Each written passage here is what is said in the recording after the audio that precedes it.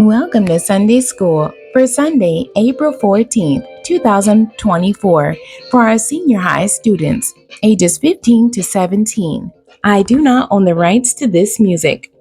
Today's Bible basis is coming out of 2 Samuel chapter 7, verses 4 through 16.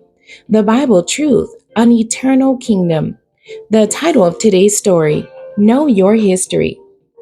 Yasina was ready to go to college.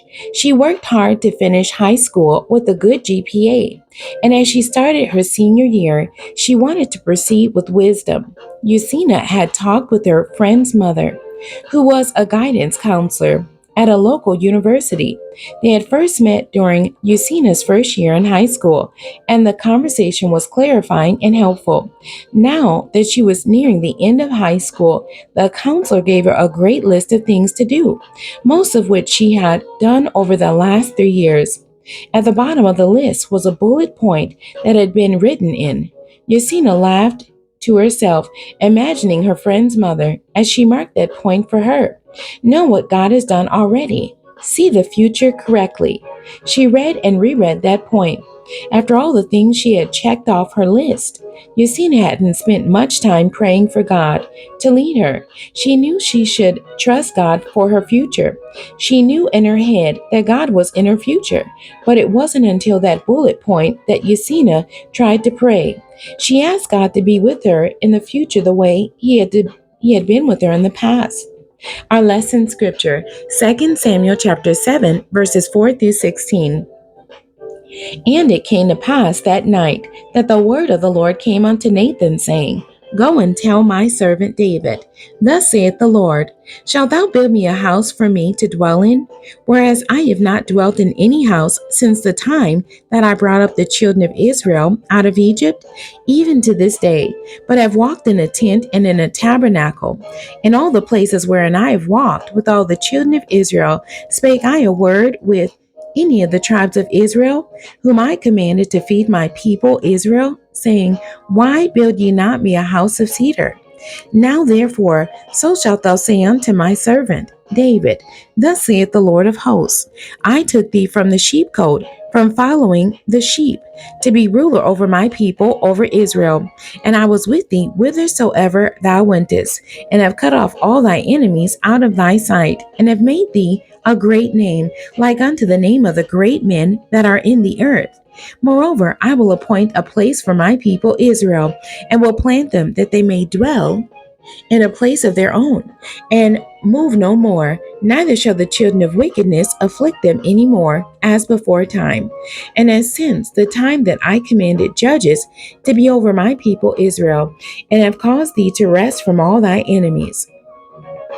Also the Lord telleth thee that he will make thee a house, and when thy days be fulfilled, and thou shalt sleep with thy fathers, I will set up thy seed after thee, which shall proceed out of thy bowels, and I will establish his kingdom. He shall build a house for my name, and I will establish the throne of his kingdom forever. I will be his father, and he shall be my son. If he commit iniquity, I will chasten him with the rod of men, and with the stripes of the children of men. But my mercy shall not depart away from him, as I took it from Saul, whom I put away before thee. And thy house and thy kingdom shall be established forever before thee. The Bible learning. Sometimes we want things that God doesn't want for us, even when we want good or holy or God glorying. It may not be the will of God. This is the unsettling situation in which King David finds himself. He loves God and has a track record of that love, yet God will not commission David to build a physical dwelling place for his ark.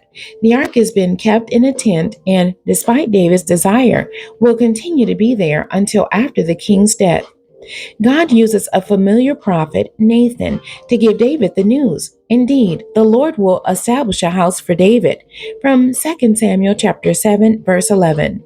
While David's lineage will continue in perpetuity through his next son and ultimately through Jesus.